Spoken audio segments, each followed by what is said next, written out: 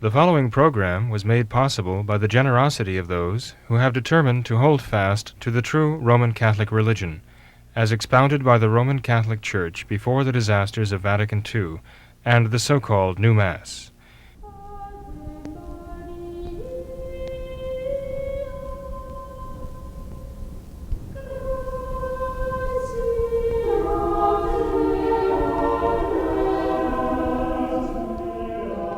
Hello and welcome to What Catholics Believe. I am your host, Thomas Nagley, and with me tonight is Father William Jenkins from the Society of St. Pius V and pastor of Immaculate Conception Church in Norwood, Ohio. Hello, Father. Hello, Tom. Tonight we will continue to address our viewer questions. We still have several outstanding questions, and so I'd like to get into some of these, Father.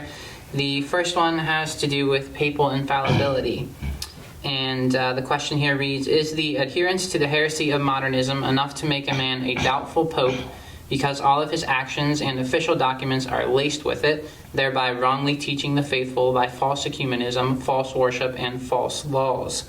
If this question is not too big in scope, could Father answer, were there specific things that each of the successive popes since 1958 did or said that would break the doctrine of infallibility? Well, in answer to the first question, right off the top of my head, I think it's important to realize there's a range of modernism. Okay, one may accept modernist principles. That doesn't mean that at the moment he applies the modernist principles completely to everything. Modernists can undergo a kind of development. Okay. There were modernists who signed on with the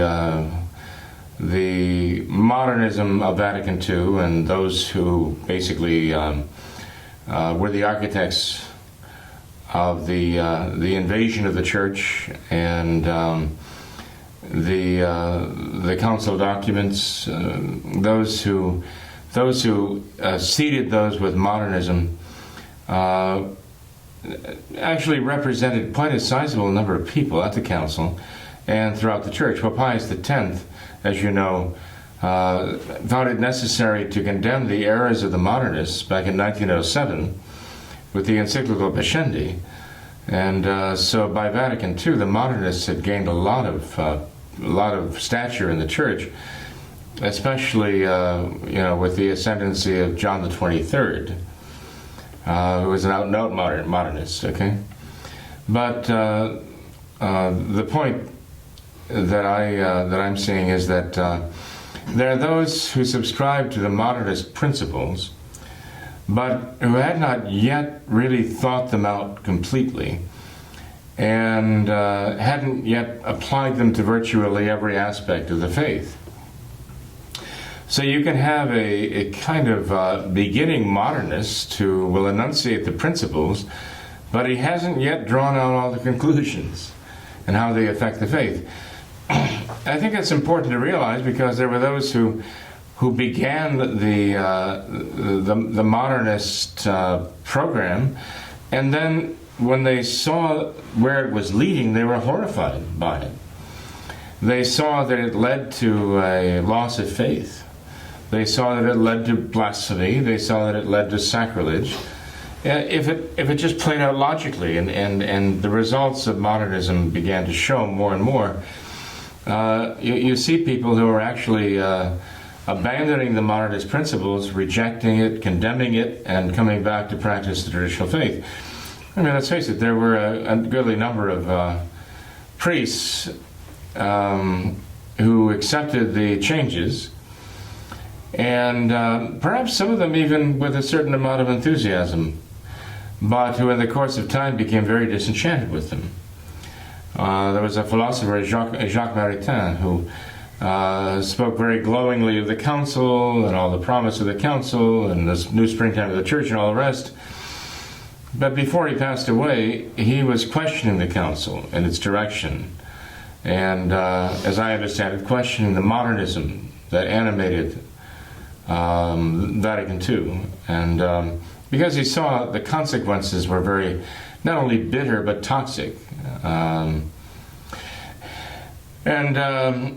So the fact that one does subscribe to modernist principles doesn't mean that he has gotten to the point quite yet that he has redefined such essential words as faith. I mentioned this, I think, last time we met, that a modernist could profess to believe all the doctrines of the Catholic faith, and could say so with sincerity, insofar as a modernist could be sincere.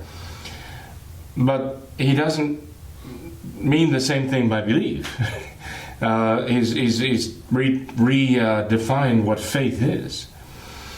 Pope Pius X makes this very clear in the encyclical Pascendi when he talks about the modernist idea of faith and with the modernist as a believer.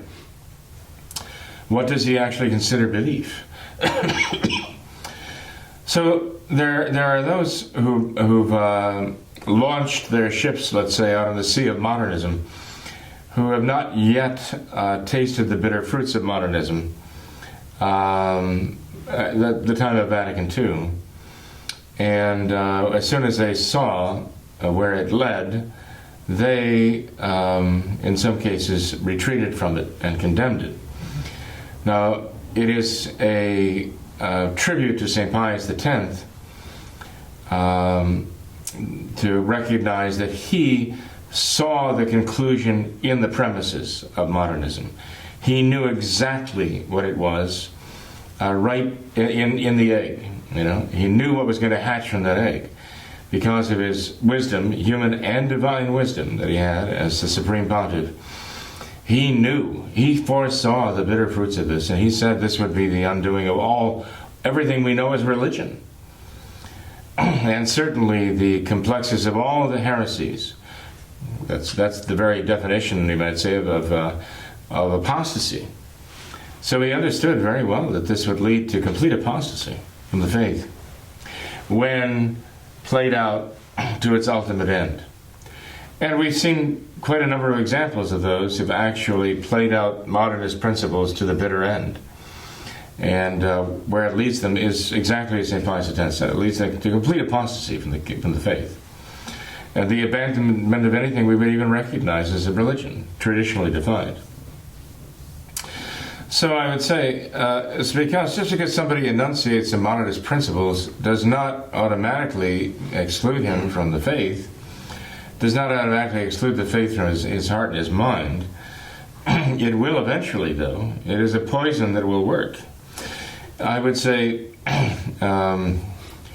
that not everyone who has imbibed the poison is yet dead. I guess I'd put it that way. Sure. But they're dying. Something is happening to them that is very, very, very bad. Now, Francis, on the other hand, is the ultimate modernist. It's hard imagining someone who more radically applies modernist principles to every aspect of his thought.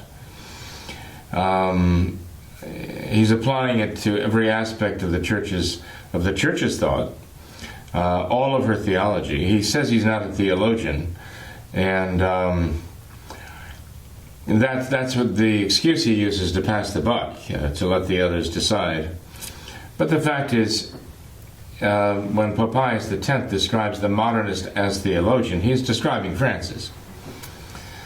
And this man, even when he says something that is compatible with Catholicism, even when he says something that sounds somewhat pious, although he said so many things that are downright impious and offensive to pious ears, every now and then he's capable of saying something pious and something that corresponds to the Catholic faith. But we have to realize that the terminology he uses may sound very good in Catholic ears, but it's not necessarily what he understands. He doesn't necessarily have the same understanding that a Catholic would have in what he's saying. And that's why we've seen so often in the past that the modernists, John the 23rd, Paul VI, John Paul II, and so on, and Benedict too. They try to pretend that Benedict's not a modernist. He is. He died in the war modernist. One of the leading modernists of Vatican II. Um,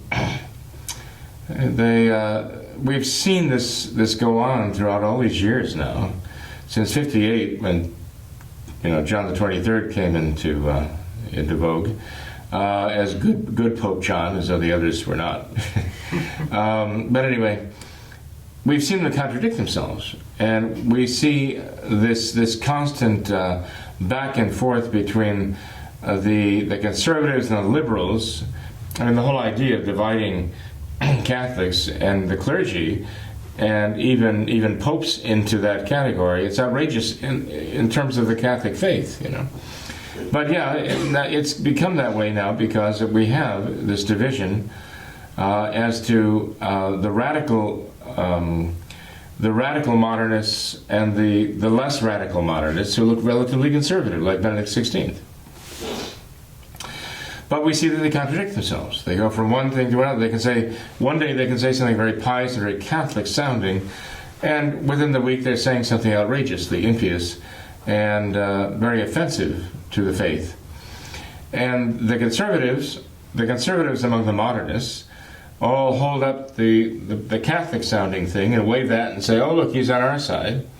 And then the more radical modernists in the Novus Ordo Church, wait, and they get a statement that is enough to make a Catholic blanch, will turn pale, and they wave that and say, "Oh, no, look, he's on our side." And we see this back and forth going on continually since John the 23rd. Especially with John Paul II, we saw a lot of that. One time, I mean, he'd appear with the Rosary and say something wonderful about the Rosary, about the Blessed Mother, and within a week he'd say something about hell being kind of basically a frame of mind or a state of mind, which would leave open the question of whether it's any more than that. He wouldn't answer that question. He just raised the question. So this is what modernism does. It is a vortex of confusion. It's designed to be that. And it feeds off the confusion in so far as the confusion undermines the faith. The certitude and the confidence in God's revelation that this is truth. Confusion does that.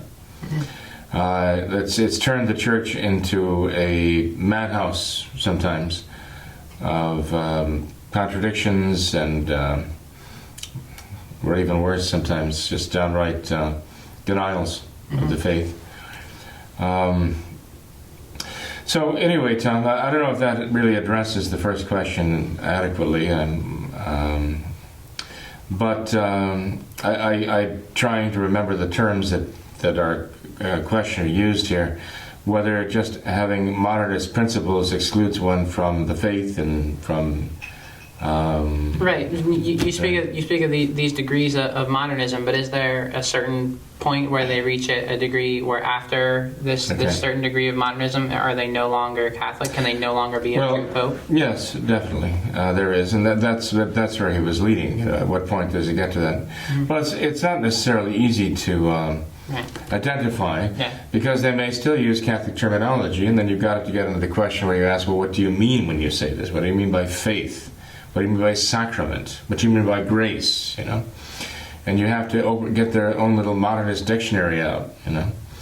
But again, this is a progressive sort of thing. It's a progressive deterioration. It's a progressive poisoning of the intellect, especially of the intellect, the ability to think and to believe.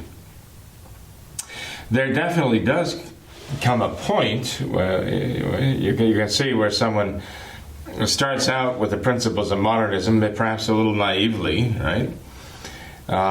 Being swayed by modernists and all of their jargon and all of their deceit. And on the other hand, the other extreme, where people have taken modernists to their ultimate conclusions, and you see clearly there's a massive difference between this point and that point. And where along that road they've crossed the line, it's very difficult to tell. But clearly they have been just transformed. As the modernists say of Christ, they disfigured. They're disfigured. And so I would not be able to say myself that it's precisely when they say this and when they mean that they've lost the faith. So from that moment on, they've crossed the line, There may be a lot of other dotted lines here and there, but this is the line that they crossed where they fell off the cliff. They've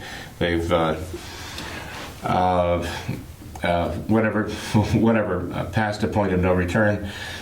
But I can't really say that, you point at an individual and say, okay, this is exactly where he lost the faith when he said this. Mm-hmm. You could say, well, when he said that, it became manifest, But that wasn't the point that he lost the faith. He'd lost the faith before that. It's just that it became manifest at that point. Father, in Francis's case, I certainly say it's manifest. Mm-hmm. What about if a pope were to manifest one of the lesser degrees of modernism? Would that make his authority questionable at that point? If he manifested even one of these lesser degrees of modernism, could we say that his authority is questionable or doubtful because he could possibly be non-Catholic anymore? Well, that is a good question, Tom, and I mean it corresponds very well to what our questioner is asking. But if you look back in the history of things, you see that there was a question about Pope Pius IX when he was elected. Was he a liberal, even whether he was a Mason, okay? But it wasn't so much that he was enunciating some sort of modernist doctrine or jargon. It was what he did, the actions he took, which had been condemned by previous popes as compromising, not the faith, but compromising the church's position and putting the church in a certain danger.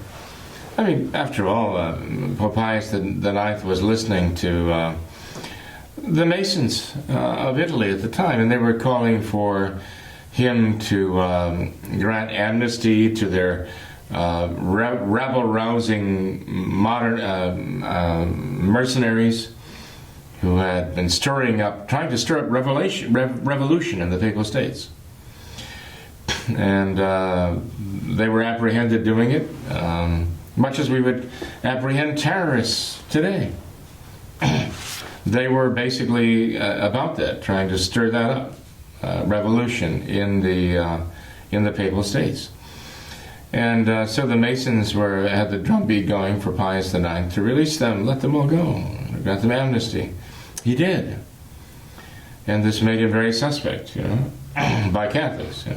They're thinking, what are you doing? How could you do this? These are enemies of the faith. They've proven they're enemies of the church, and they're going to go right back to scheming again because they won this battle. And this is going to encourage them and empower them. Also, they were beating the drum for him to place a layperson in charge of the Papal States to govern them. The Pope was a monarch. The Papal States were his kingdom, and that granted him independence from civil governments run by Masons, because he was his own government, right? Not only spiritually, but temporally, having his own kingdom that he could govern, and the laws would conform to the laws of the church, and so the Masons thought that if they could sweep away the Papal States and make the Pope a citizen of a nation that they would govern and whose laws they would make and enforce, the Pope would then be hemmed in by 1,000 laws that would prevent him from speaking clearly as a Supreme Pontiff, as a Vicar of Christ. And if he did dare to deviate from the law of the land, imagine if, a Pope were subject to the laws of the United States of America right now with homosexual marriage, so-called, and so on. I mean, the clergy right now are concerned about what kind of an effect is that going to have on them when it comes down to that being enforced and them being put on the spot, And imagine them having control of the Vicar of Christ, the Supreme Pontiff of the Catholic Church, this way. Now, with Francis, of course, I don't think there'd be any concern either way. Because he seems to be one step ahead of them in the revolution in many ways. But in any case, or find a way to just kind of dissipate any problems, finds a way to get away around any difficulties there. Justifying this and justifying that, minimizing this, minimizing that, But anyway, the point is, it was by the things that Pope Pius IX did when he appointed De Rossi as the head of the Papal States, a layperson, granting amnesty to the revolutionaries, the mercenaries who were trying to stir up revolution in the Papal States. He did these things, and these actions were not really modernism. Okay, modernism is based on a philosophy, and it has philosophical principles behind it and philosophical conclusions that flow from it. But when someone favors the enemies of the church, of course, it does make it suspect. At what point would someone make an argument that certain actions someone had taken would mean he was an enemy of the church himself, a plant, an infiltrator, and was seeking to betray the church into the hands of her enemies?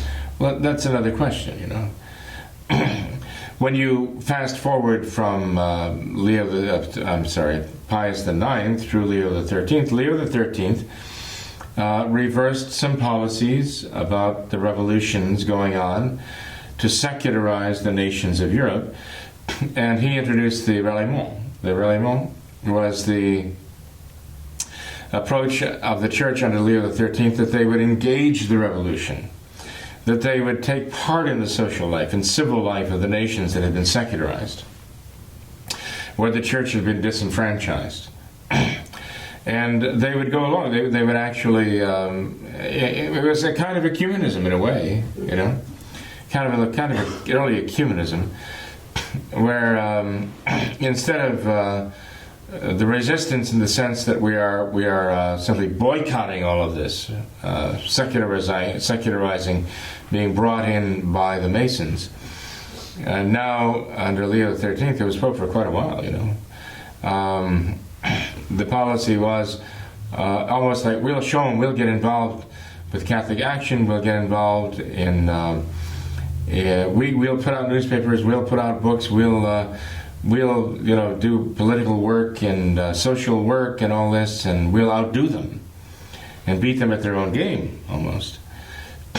There were those who criticized this and said this was actually fanning the flames of secularism and basically almost endorsing it, saying the Catholic Church can live with this.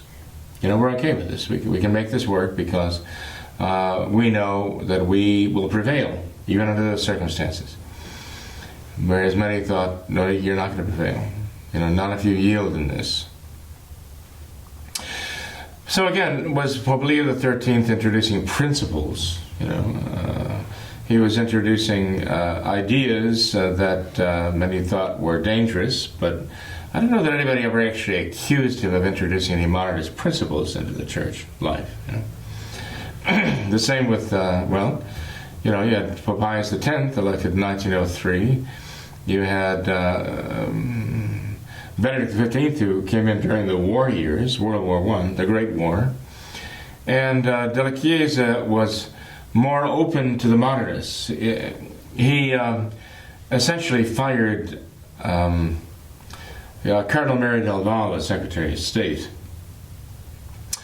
And so suddenly this very intense struggle that had been initiated by St. Pius X against modernism, and the modernists within the church, that all kind of abated under Della Chiesa during the war years. I guess they had other things on their mind too. But nonetheless, the modernists saw more inroads, gained more inroads into positions of authority in the church. It was almost as though it was a reaction against St. Pius X's position because they thought it was just too strong. Almost as though they thought St. Pius X had overreacted against the problem. Whereas he was insisting it was impossible to overact against this problem because this is so deadly to faith. He had the better view as a saint, And we see the results of this, again, softening up process, the reaction against the reaction. And then, of course, Pope Pius XI, who, again, he made some terrific blunders. Much of the doctrine that he wrote about in his encyclicals was very, very strong and very firm. But then Pope Leo XIII, often in his encyclicals, wrote very, very, very firmly, against the liberalism and the modernism of his day as it manifested itself. And yet, it's as though they could be deceived by the modernists. That's the thing. Pope Pius X was seemingly deceived in a number of times into policies that he himself later bitterly regretted. For example, telling the Cristeros to trust the government's efforts to work out some kind of a nice arrangement, with them. He lived to weep over that decision and over the many martyrs who died because of it. But again, in principle, I don't know that anybody has suggested that any of these popes had introduced, in principle, modernism. They just seem to be able to be deceived by enemies of the Church into adopting policies that were damaging to souls and eventually, perhaps ultimately, deadly to faith. And then, of course, Pius XII is a big question. There are those who questioned whether he was himself infected with modernism. And you see, there were questions raised about different things that he did, policies he undertook. There were contradictions, in his own, between what he did and what he said. In encyclical condemning, as I mentioned before, archaeologism, the modernist idea of bringing, let's go off and try to ferret out the original primitive liturgy and go back to that. Well, he condemned that. He called it archaeologism, like you're digging up something from the past. He said this is not acceptable as Catholics, and he upheld the traditional liturgy. Against their calls to jettison it in favor of going back to some primitive forms, or whatever they were dreaming up. But at the same time then, or a little later, after enunciating this condemnation of archaeologism, the policies that were adopted seemed to favor it. The so-called restored Rite of Holy Week that came out in the early 50s is an example of the modernists' success in railroading, convincing, taking advantage of his illness. I don't know. But they produced this revised form of Holy Week liturgy, and they had already said openly that if they could succeed in getting that through, they could change everything. So they knew very well what they were doing, and what their plans were. That's a great mystery. I mean, they're in my mind, for what it's worth, there are a couple of great mysteries. One of the great mysteries that I mentioned before is why Pope Pius XI, strong as he was against communism and all forms of socialism, and brave, standing in the breach there at Warsaw against the invading Bolshevik army in the 1920s, why did he not raise the Catholic hierarchy to consecrate Russia to the Immaculate Heart of Mary, as the Blessed Mother demanded? He didn't do that. He did virtually everything else, but he didn't do that. I don't understand that. As I explained that to myself by thinking, well, if in 1907 the hierarchy was already so infected with modernism that Pope Pius X sounded the alarm, then in 20 years later, or a little more than 20 years later, how corrupt must it have been by that point, and perhaps the hierarchy simply would not cooperate. Perhaps Pius XI was trying desperately to get the hierarchy to cooperate. But remember that when Lucia said, now is the time this consecration must be made, in 1929 is when she revealed, told Pius IX, now this must be done. She said that now it was necessary for the Holy Father in union with all the bishops of the world. She hadn't enunciated that condition before. So that might have been so significant that, I don't know, maybe Pius the 11th was trying. I'd like to think so, because I think very highly of him. I'd like to think he was making mighty efforts to do so, but there was stiff resistance within the corrupted hierarchy, insisting we will not go along with this. I don't know, I'm speculating. And the other mystery is why Pope Pius the 12th would enunciate the right principles in his writings and then endorse the wrong action and allow the modernists to begin their nefarious work in corrupting the sacred liturgy. The work of the new Mass, ended with the new Mass, began with Pope Pius the 12th in setting up the council to review the liturgy in 1948. It was under his watch that this was done. So from 1948 to 1968, it was working, humming away all that time. Well, Father, this is all very fascinating. How you mentioned all of these, the weaknesses of all of these popes and all that. But the amazing thing is that even throughout all of that, even with all of these problems that they had, that our Lord still protected them and their infallible pronouncements. Our Lord still protected His church, and he excluded their human weaknesses and still permitted them to have infallible pronouncements that were perfectly in line with the Catholic Church's. And there are those who saw the problems, but I don't think if you were to review that time, I don't think you'd find any or many voices that would question whether or not they were popes. Right. Question their faith. They may question their prudence or courage, but I don't think there were many voices, if any, that questioned their faith. So now when someone asks the questions like, at what point does one lose this? Well, I don't think anybody saw that in those terms back then. One can look back from this point and say, okay, look where we've come. Now let's go back and retrace our steps and find out where we went wrong, and where we could have said, aha, that's where he became, an anti-pope or a non-pope, or that's where he lost the faith. It's difficult to do. It not only has to happen, but it has to become manifested. And there are those, even with Francis today, after all he's said and done, who still insist, well, it's not that clear yet. It's not at that point yet. We can't say this yet.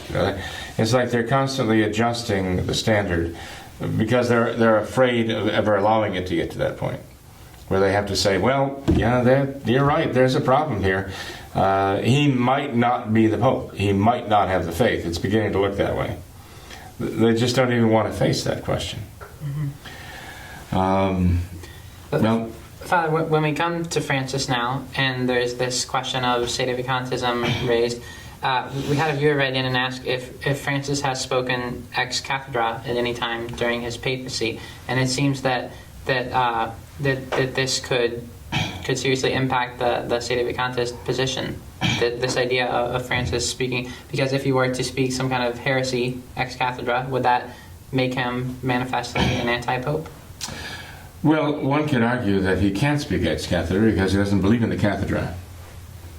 That's a good point. What I mean is, he doesn't really believe in the papal office as Catholics know it to be, as the Church defines it to be. He made that very clear, and I've mentioned this before. After the ordinary synod on the family, he spoke about the role of the Pope, and notably himself, and when he wants to set up a synodal church, a church that is run by synods. And that he's basically, essentially, if I can boil it down, for those who weren't following the previous talks here, he looks at all of these questions and matters of Catholic teaching coming to fruition this way. He's looking at this kind of procedure or this protocol being followed.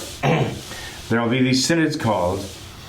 The lay people are going to be summoned, going to be selected to come and explain their experiences to the bishops.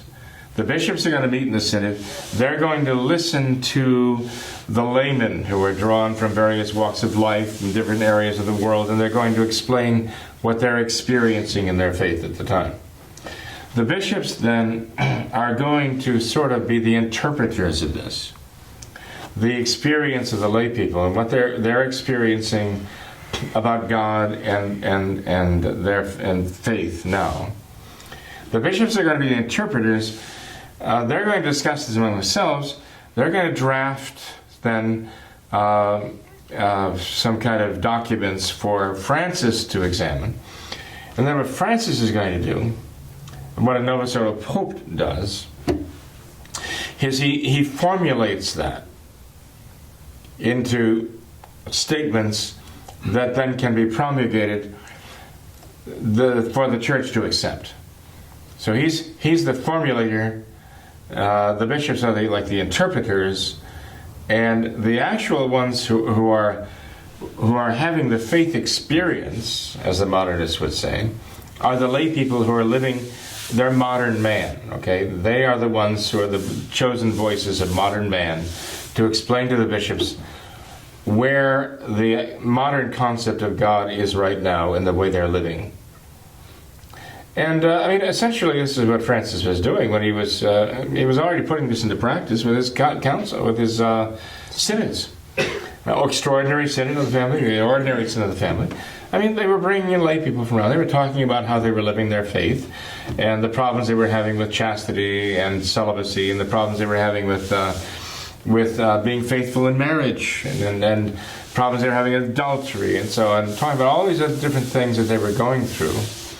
And the bishops are supposed to discern from what they said what the modern experience of God and God's law and God's will is, so that now they can send it up to Francis and have him formulated. Well, he wrote Amoris Laetitia. That's a perfect example of Francis formulating, right? But the modernist idea is that God is who modern man at any moment experiences him to be. Because it's an evolutionary thing. All faith is a matter of experiencing the divine. Individuals experiencing the divine.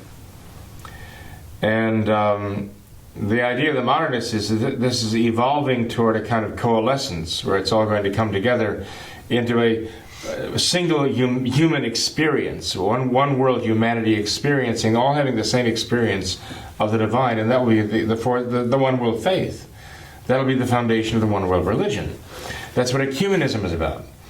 Ecumenism is trying to shed dogmas, these hard, fast, calcified truths, that aren't evolving. They've got to go to allow the evolutionary process, to allow modern man, and it didn't matter whether you were modern man in the year 0 BC or 0 AD, well, at 0, let's put it that way.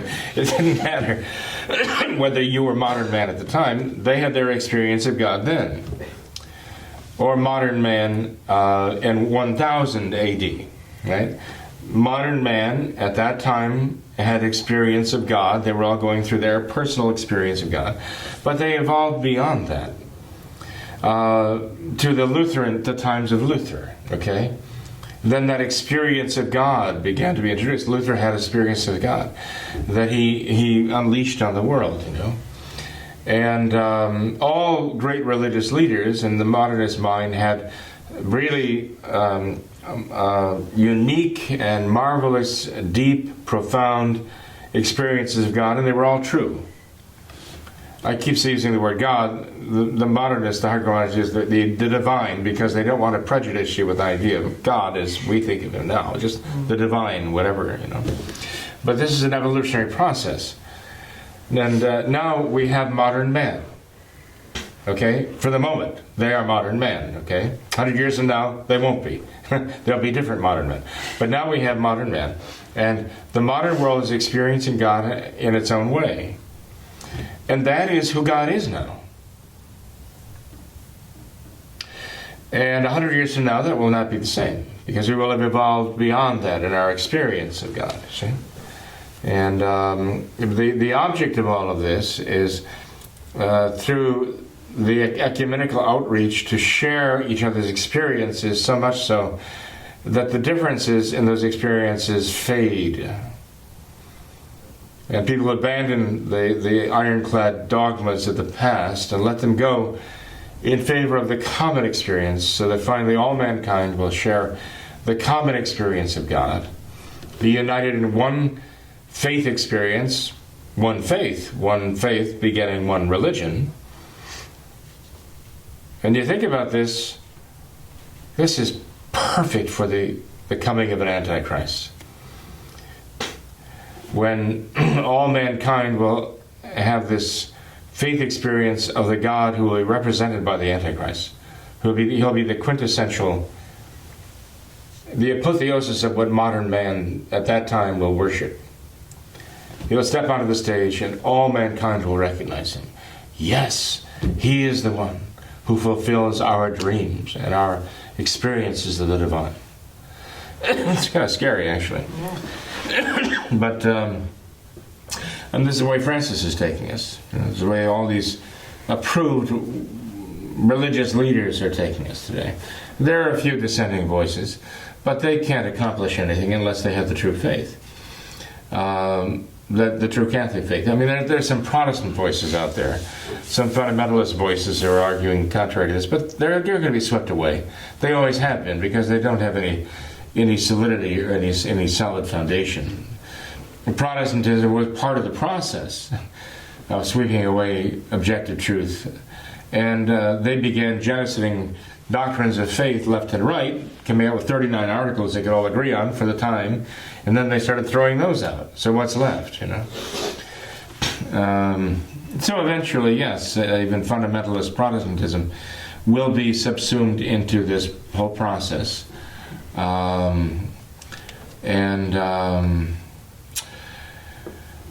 will find its place at the table of the one world faith. Mm-hmm. So I'm sorry, I guess perhaps getting a little off the track here, but I guess what I'm trying to emphasize is it is a process, and that's why, you know, questions that have been asked here, I don't see can necessarily. I can't anyway. I'm not qualified to say, okay, at exactly this moment in this process, this person crossed the line. Mm-hmm. But I can tell you that we see the difference from here to here, mm-hmm. and we say this is they broke faith. Yeah. Along that line, mm-hmm. It is absolutely manifest here. Mm-hmm. But Father, speaking of Francis and the way that his Novus Ordo Church functions now in this bottom-up democratic method now, it seems that the point I was trying to make is that it seems that some state of the contest almost wish that Francis would make some kind of ex cathedra statement where in speaking heresy, so that way it would be clearly manifest. We could say, okay, he's obviously not the Pope because he made this ex cathedra supposedly infallible statement that is not true. But well, Tom, you know, if you mention infallible statement, okay, it changes the question a little bit. Okay. Because I mean, Francis, to my knowledge, has never invoked the supreme apostolic authority of Saints Peter and Paul in defining a dogma of faith. Remember, he's against the whole idea of dogma. Yeah. Doctrine, he sees doctrine and dogma as two separate things. Because doctrine is flexible. Doctrine, in Francis' mind, changes, evolves. Dogma does not. Dogma has to go. Dogma is inflexible. Mm-hmm. He's railed against inflexibility. Okay. But if you talk about infallibility now, there are times when a pope speaks, which the church recognizes that he speaks infallibly.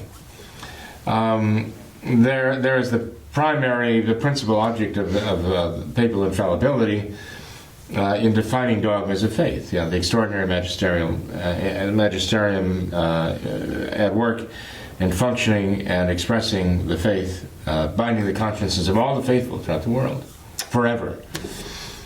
But you have what are known as secondary objects of infallibility. And for example, in promulgating a code of canon law to govern the church, the church is in her De Ecclesia, in her study of the church herself, in her understanding of who she is and the powers that Christ gave her,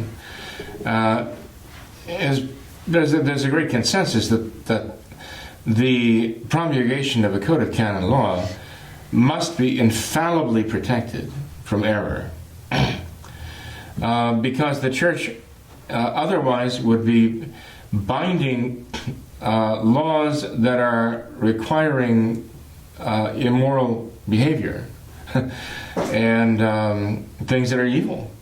If the church could promulgate a law binding the faithful to do something that was evil, contrary to the laws of God, then that would undermine the church terribly. I mean, it would completely destroy the whole idea of having a church that could speak with authority, with the authority of Christ, telling you this is good, this is evil. Also, the canonization of saints, a secondary object of the church's infallibility. Why? Well, again, if the church could use the supreme authority, and the Pope could use the supreme apostolic authority to canonize a saint and hold up as an example for all, someone who is definitely in heaven, who can be invoked in heaven for their intercession, and who set the example of heroic virtue, which we are officially presented as a guide and a model for our own lives. If the church could actually canonize someone who was a sinner, someone who did not profess the faith, somebody who might actually even at the moment be in hell, then clearly, I mean, this would be leading the entire church astray, leading the faithful astray. They're actually invoking a soul in hell, to intercede for them, and they're taking the moral example that they set as a guide for their own lives, and it is evil, and it leads to hell. It led them to hell, for example. So, the church, through her theologians, but approved, and through her ordinary magisteriums, at least that, has made it very clear that these are secondary objects of the church's infallibility. When the church pronounces on these matters, she must pronounce infallibly. And so now the question is, has Francis or any of these Novus Ordo, New Order popes, or the pontiffs, or the popes of the New Order, I would call them, have they dared to speak infallibly on these matters? And the answer is they have. And canonizing saints, even most recently we see, well, not most recently, but recently we saw Francis canonizing John the 23rd and John Paul II. And I dare say that if you asked, ask them, even the Novus Ordo people, followers of Francis, even the most, if you find the conservative ones would have their doubts and say, I don't know that John the 23rd really is in heaven. I question that. They questioned it before. He made the canonization. When he told them he was going to do this, there were many voices that rose from the conservative Novus Ordo people who said that we're very uncomfortable with this. We don't see that there's heroic virtue here. We see a lot of problems. Now maybe they're all bowing their heads and saying, well, okay, if you say so, I guess I have to call him St. John Paul II and St. John the 23rd, but I don't like it. But that's what people were saying when the Novus Ordo Mass came out, when the new sacraments came out. They just kept bowing, saying, okay, I accept it, but I don't like it. And here we are. But I bet you'll find that there are those in the Novus Ordo who don't accept that John the 23rd is a saint in heaven right now. And they may want to keep their head down, keep their voices down, but they're there. But again, they're not thinking like Catholics. If they were, they would say, well, if I really have serious reason to question this, I'm really questioning whether that is the Pope, because the Church has told me that when he says this, if he's the Pope, he's infallible. He speaks infallibly. That they are necessarily implying something there. They can't escape. So you've got all that confusion going on. But the same with the new Code of Canon Law. 1983, 1984, there was a time John Paul II came out with a new Code of Canon Law, and he actually sanctions in the new Code of Canon Law giving Holy Communion, or their communion wafer, from the Novus Ordo to non-Catholics. And this is contrary to the whole concept of what communion is, to be in communion with someone, It means they have the same faith. I mean, way back in the year 160 AD, you have St. Justin Martyr saying, we will not give the Eucharist, the Holy Eucharist, to anyone unless they actually have the same faith, absolutely have the same faith as we. And here's John Paul II now in 84, saying, 83, saying that, under these circumstances you can give their Eucharist to those who don't have the same faith.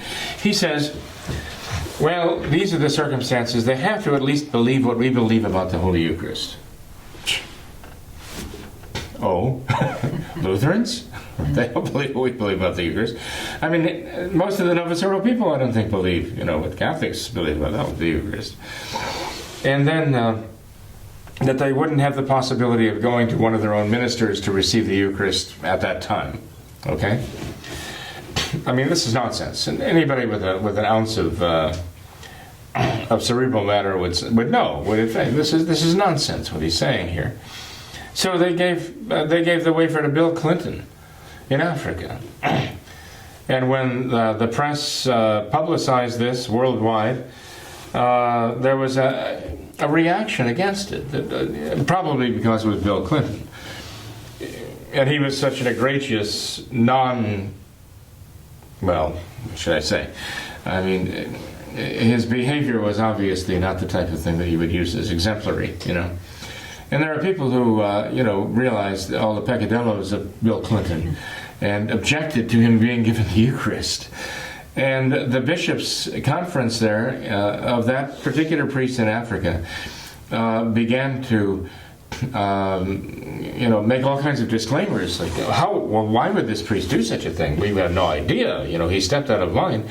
And then the priest said, very honestly, well, this is what I'm following the directives that you yourself have sent out. These are the guidelines that you told me I have to follow. Exactly. So he's saying they're actually hypocrites, and they are. Okay, they were. They're all concerned about public opinion, so. But this Novus Ordo clergyman gave Bill Clinton their communion wafer. But why would they be concerned? I mean, they look who else is getting their communion wafer. I mean, cross-dressers and so on and so forth. I mean, and pro-abortion politicians and all the rest of them. So, I mean, it's hypocritical for them to even try to whitewash the things that they do. They should, if they were honest about it, at least they would say, well, this is what we stand for, and if you don't like it, that's too bad, but this is, we're standing on principle. But they don't. So in any case, yes, the Novus Ordo hierarchy, and notably the Novus Ordo pontiffs, have in fact done things that the Catholic Church has always considered to be guaranteed by infallibility due to the promise of our Lord Jesus Christ to Peter, to his apostles, to the Church. And in doing so, they have done things that the Church has always condemned. They have glorified things that the Church has condemned. The Church has always condemned, absolutely, under any circumstances, giving Holy Communion to anyone who's not a Catholic, a practicing Catholic. And so they are sanctioning things by their authority, which the Church has always condemned, in matters that the Church would consider to be protected by the charism of infallibility. If someone realizes this, if someone sees that this is the case, then someone would have to say, okay, clearly, when they canonized this person, they could not have been doing this infallibly with the authority of Christ. Clearly, when they brought this new provision of the Code of Canon Law in, they could not have been doing this with the guarantee of infallibility. They couldn't have been speaking with the authority of Christ. With whose authority were they speaking? It wasn't Christ's. It was their own. And when you started questioning the authority with which they're speaking, you start questioning whether they even hold the office, whether they even are bishops or popes in the Catholic Church. Mm-hmm. Then how could that be, Father? Then where is the Catholic Church if these popes, these Novus Ordo popes, if they are invalid, where is the Catholic Church? If they have defected from the faith, mm-hmm. and therefore lost the papacy, or more likely never had it because they didn't even believe in it, as in the case of Francis, certainly.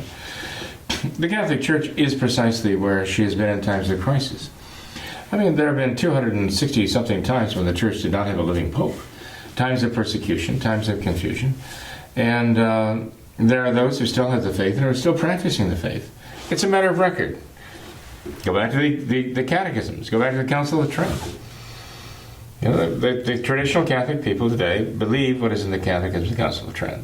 They believe it entirely, right? And the catechisms that have been published since that are based on that, they believe that, okay? Those who are practicing the traditional faith in terms of worship, the traditional Mass and the sacraments, I mean, they are the ones who are holding the faith today. And those who are looking to Catholic tradition to be their guide. Catholic tradition supersedes the authority of any pope. Any individual pope comes and goes. I mean, but all popes are subject to Catholic tradition. They are the servants of Catholic tradition. They are the service of Catholic tradition. Their very papacy is actually a function of Catholic tradition. Yet if they turn against tradition and they attack it, they're attacking the very foundation of any authority they have. So the Catholic Church still is very vital. I mean, God is still sparing us. He hasn't decided to pull the plug on the world yet, mercifully. So there must be some very good people who are practicing the faith and offering Him, the faith and the hope and the charity that He demands. The question, I think, rather is, well, if the Church is in this condition right now, how could the Church be in this condition right now? I would say, well, the shepherd is struck and the sheep are scattered. And you might say, well, if the traditional Catholic people are the ones who are still believing and practicing the faith, why are they so divided? And I already said before that not all of them really are practicing the faith. They claim to be following tradition, but they're actually not, because they're admitting things, they're following things that the Church has always condemned. And that is not traditional. And I mentioned the Took bishops among them, for example. And that is why we have this disarray. But in order to remedy that, you need a reigning true Catholic pontiff. So that raises the question then, the ultimate question is, how do we get out of this mess? And the answer there is something that you can't do and I can't do. God Himself has to do this. People were asking that same question back at the time of the Great Western Schism. Back in the late 1300s and early 1400s, I mean, the question was, okay, we have someone who says he's the Pope in Rome, someone else who claims to be the Pope in Avignon, and it seems as though he has a claim because he was elected by cardinals, French cardinals, who elected the Pope in Rome. And then a council got together, having secured the agreement from the Pope in Rome and the Pope in Avignon that they would retire in favor of a Pope chosen to reunify, and they chose John, and then the other two would not resign, so now you have three. I mean, there were certainly the Catholic people asking, how are we ever going to get out of this mess? There must have been bishops and priests and cardinals who were wondering, how are we ever going to get out of this mess? And the answer was, every time human beings took a step, they made it worse. And as a result of persevering prayer and sacrifice, God Himself intervened. And actually what He did, He gave the Church a very great Pope. A really good Pope. That's exactly what, He gave the Church exactly what she needed at that moment. You know? So God alone has the answer to these things. I don't know how God can do this. And I'll tell you, even if I came up with the most fantastic plan, it would not even begin to measure up against God's plan, okay? So even the most wonderful scheme that anyone could dream up, as to how we're going to get out of this mess, It wouldn't even be a beginning in terms of what God knows and what God will do.